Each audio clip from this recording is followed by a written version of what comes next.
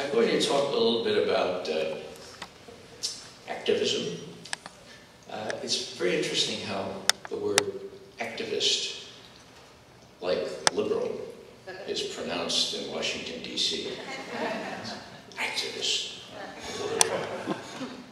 Well, I'm proud to be an activist. You know, somebody said once that, and we're all activists here, so it's safe to say that here. Somebody said that activism was the price you pay, or the rent you pay for living on this planet. And I'm just delighted to be with so many activists.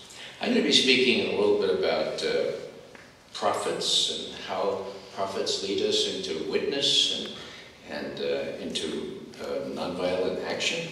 And talk about anger and, let's see, about our Tahrir Square coming up in Washington, beginning on October 6th and stopping when we say it stops.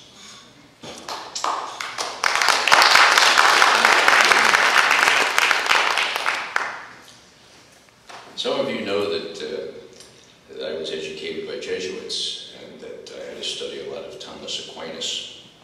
Matter of fact, we had to study so much of Thomas Aquinas that other Catholic students in New York used to go around calling us peeping Thomists.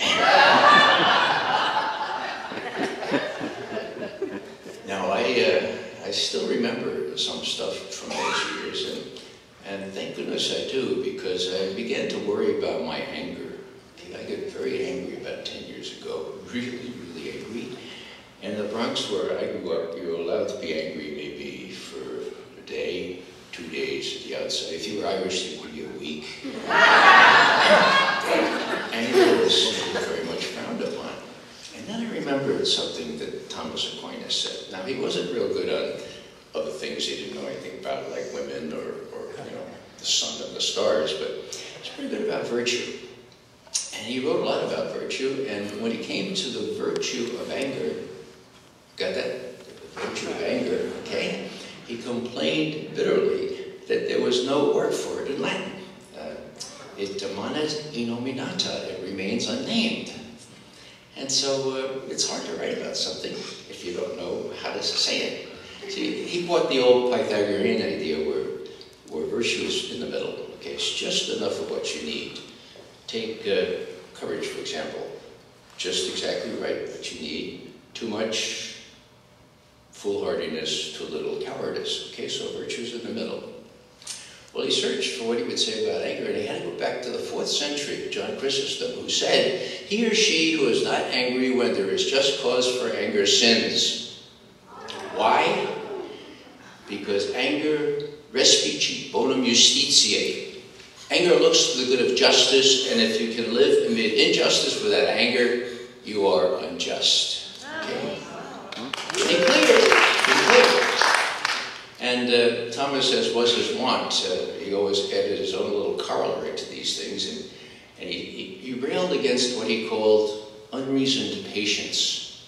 That's the best translation you can do for that. And he said, unreasoned patience sows the seeds of vice, nourishes negligence, and encourages not only bad people, but good people to do evil. Okay? So, that's what I'd like to set up as the keynote here. And I'd like to show a little thing here which represents the Turkish Prime Minister Erdogan at Davos 10 days after the Israeli invasion and bombing of Gaza at the end of 2008, beginning of 2009, 22 days of havoc, during which our president and our president-elect said absolutely nothing. This has been a powerful and passionate debate. It's a debate that could go on tonight for hours, but we've already gone well past our closing time. I mean, Mr. Prime Minister, with apologies to Prime Minister Erdogan. That is David Ignatius. 1 minute. 1 minute. Well, you know, 1 minute. Come on. 1 minute. Okay. 1 minute. I'm going to hold you to the 1 minute, please.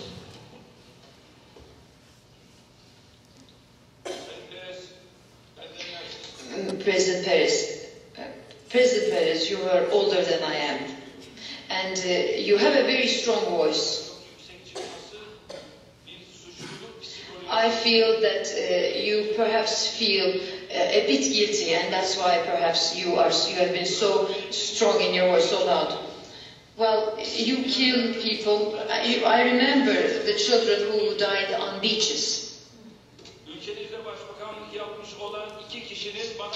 And I remember two former prime ministers in your country who said that they felt very happy when they were able to enter Palestine on tanks. Now, those are former prime ministers who have said that they have been very satisfied with themselves when they entered Palestinian territories on tanks.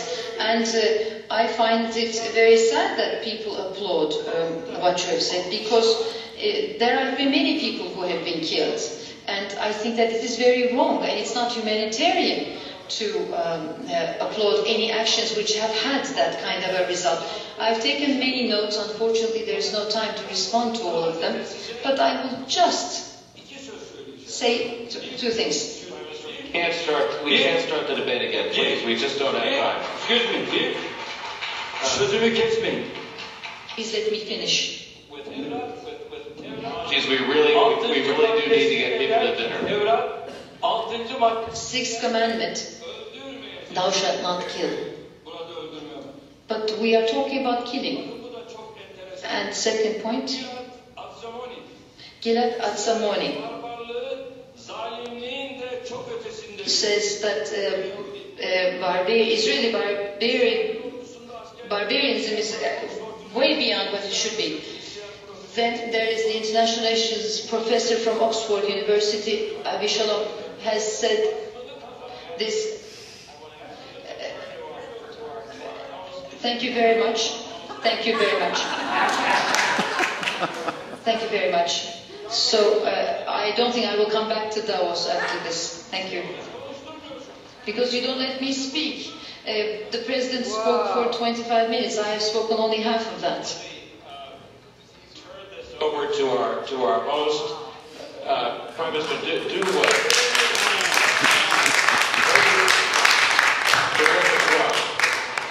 Thank you very much. If you stay for one moment, for 1 minute, please.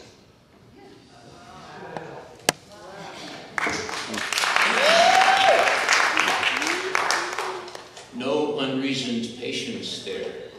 Yeah. I think about the concept of unreasoned patience. Think about Germany during the 30s. Not even the churches, the Catholic or the Lutheran churches, could find their voice. Now that's what we don't want to be guilty of, unreasoned patience.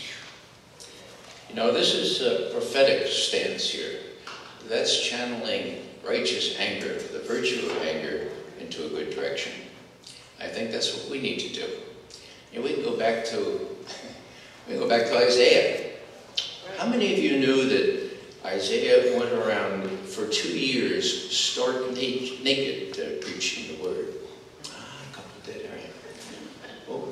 Well, you know, some exegetes in their wisdom say, well, it's not clear that he was always stark naked, just during liturgical services. That may be true, but it doesn't get the man off the hook, does it? What was he saying? What was he trying to say? I think what he was trying to say is, look, I strip myself naked, and you say, oh, isn't that awful? Isn't that terrible? Shameless. You are stripped of the vision with which Yahweh blessed you, a vision of justice and shalom, and that is far worse than being physically naked. I think that's a vision that we need to resurrect, not only from whatever religious heritage we have, but from the basic tenets of the American Revolution and the founders that did risk their lives, their fortunes, and their sacred honor so that we could have the democracy that we have up until 10 years ago. Up until 10 years ago. Yes, sir. Now, prophets come in unusual sizes and shapes, and I have to tell you that over the last 10 years, most of the prophets I've run into happen to be women. I mentioned my good friend Colonel Wright there the other night, but many of you probably don't know that she was in large measure responsible for the fact that there was a U.S. boat to Gaza this year. She helped raise $400,000 toward that end. Not only that, but you know, she cooperated and inspired incredibly gutsy and incredibly bright, mostly Jewish women in New York City who were not afraid of being called, what are they called? Self-hating Jews. And went on and arranged this wonderful, wonderful exercise we had, where we did break free. We got about, 5-7 nautical miles out to sea, and were turned around by the Greek Coast Guard, acting under orders from Papandreou, who was acting under orders from Washington and Tel Aviv. So, not only is Ann Wright the former mayor of Camp Casey, but she'll be with us on October the 6th, and I'm very grateful for that. Cindy Sheehan is another one of these prophets. Colleen Rowley, Susan Harmon out there in California. John Yoo can't go 5 feet without Susan Harmon being right on his steps.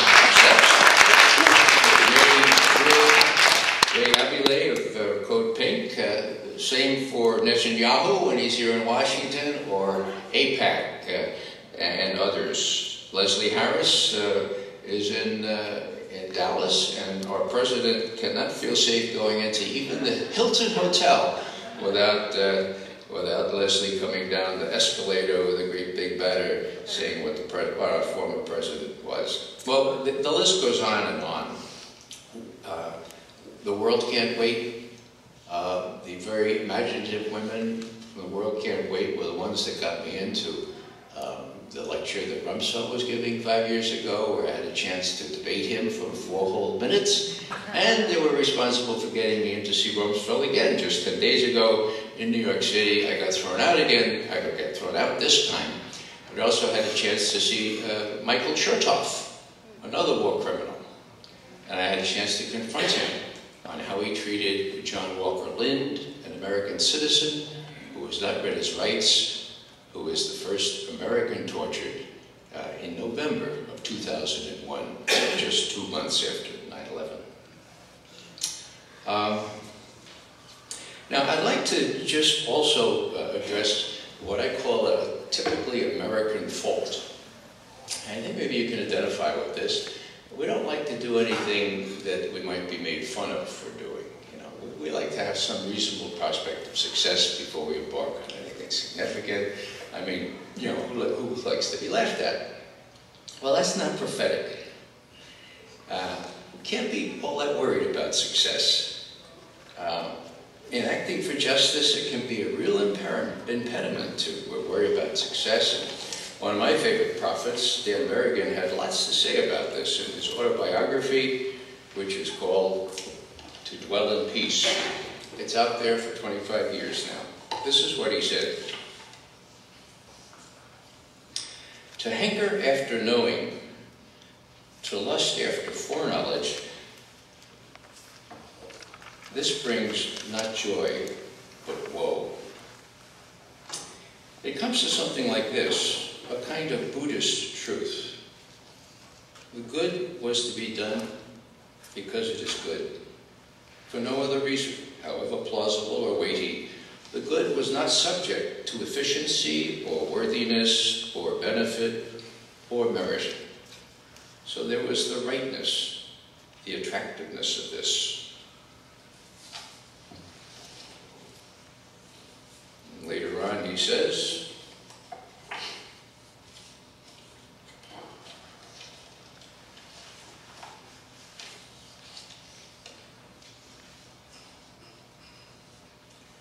he's talking about, as a seasoned veteran now, after having been arrested many times and protested so many more times, he says, you know, there's always the fear that you might be prattling into a prevailing wind, is the way he puts it. He's a poet, as you know.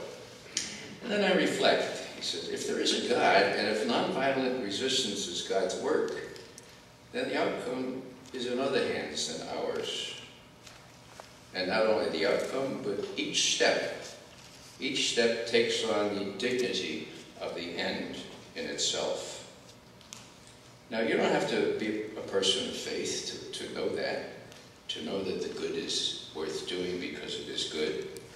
It helps, at least it helps me, but it's not necessary.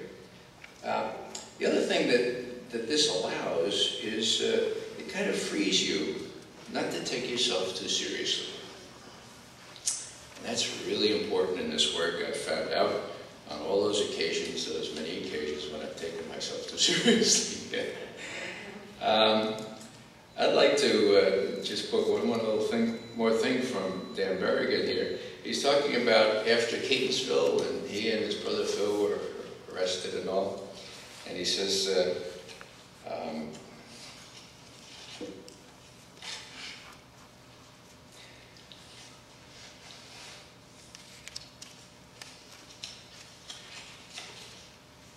the act was done.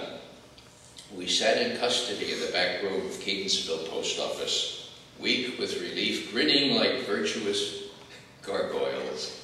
3 or 4 FBI honchos entered portentously. Their leader, a jut-jawed paradigm, surveyed us from the doorway. His eagle eye lit on Philip. He roared out, "Him again! Good God, I'm changing my religion." Dan comments, "I could think of no greater tribute to my brother." So, you know, for those of you who believe as I do that our God is a God of laughter, you know, and that we are the entertainment, that helps a lot. We don't take ourselves so seriously.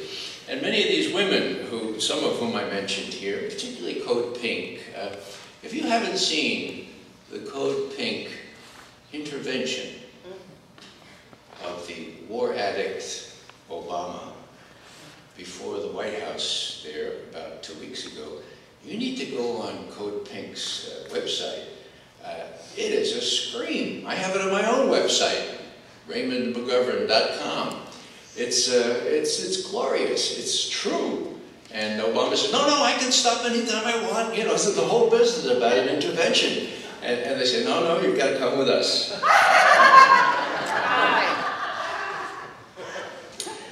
And the other thing I recall about Berrigan is this one time when he was arrested for like the 5th time, and finally the judge says, "So now, Father Berrigan, if I let you go, will you promise not to take a hammer and hit on the missiles at the Air Force Base nearby?"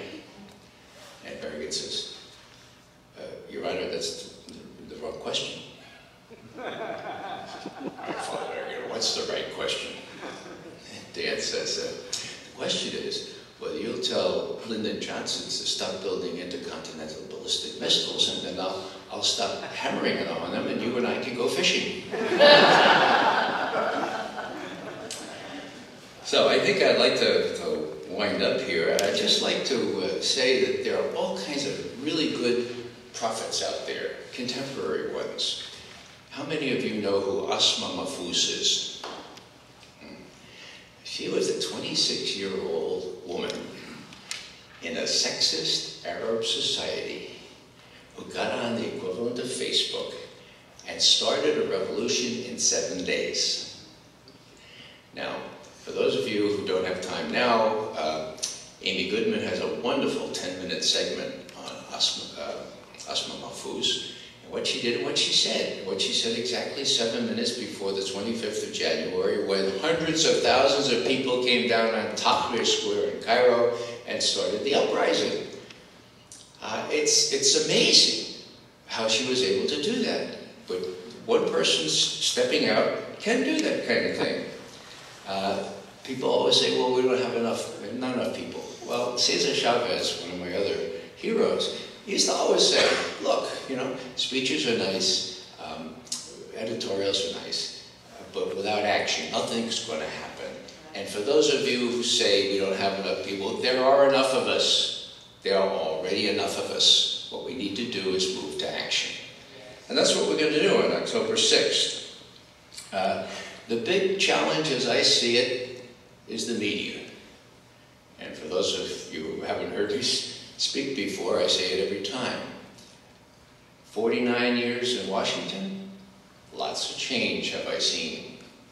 But there's one change that dwarfs all the others in significance, and that is the fact that we no longer have a free media. That could not be bigger, okay? Good news, of course, is we have a fifth estate. Neither, okay? That's why our government and others are so rabid against WikiLeaks and so much out to do Bradley Manning and Julian Assange in. So, I mention that because that is the challenge as I see it now. And we have 6,000 already signed up for our own Top Career Square in Freedom Plaza in Washington. And I know Freedom Plaza, it's about 2 blocks from the White House. I don't think it can accommodate 6,000, but that's good. What we need is 60 times 6,000. You know why? Because we have to show that we're fed up, just like the Egyptians. We have to show that, look, the rest of you Americans, there is enough money. You don't have to lay off your teachers. What you need to do is stop these awful wars, bring that money home, and save the teachers' jobs, build the infrastructure, do all the other things that our country needs. The wars are feckless to begin with. They're expending all this extra money. What we need to do is confront the upper crust. You know, is it true that Geithner deliberately disobeyed an order from the president with respect to the financial sector? I can believe that very easily. Is it true that Petraeus and the military would do the same? Yeah, I can believe that. Not only because it's a weak president, but because that's the way the powers are arrayed in our government. And so what we need to do is disarray those powers. What we need to do is to what's the word? To expose the upper crust for what my grandmother, my Irish grandmother, said it was. Before I went out for my first job, age 14, working with rich people. She said, "Now Raymond, sit you down now, I have to tell you something." I said, "What is that, Grandma?" She said, "You have to know what the upper crust is." I said, "Grandma, I know what the upper crust is." I was going out to Caddy, a very exclusive golf course on the dunes of Long Island, where Howard Dean's mother and father had a place, and where I watched this little teenager in Madras shorts trying to learn how to play golf, okay? But it was very exclusive, meaning, for those of you not from New York, Howard Dean's wife could not have lunch at the Maidstone Club, okay? So it was exclusive, it was super rich, and my grandmother said, "Sit you down, Raymond, and I'll tell you the definition of the upper crust. The upper crust is a bunch of crumbs held together by a lot of dough."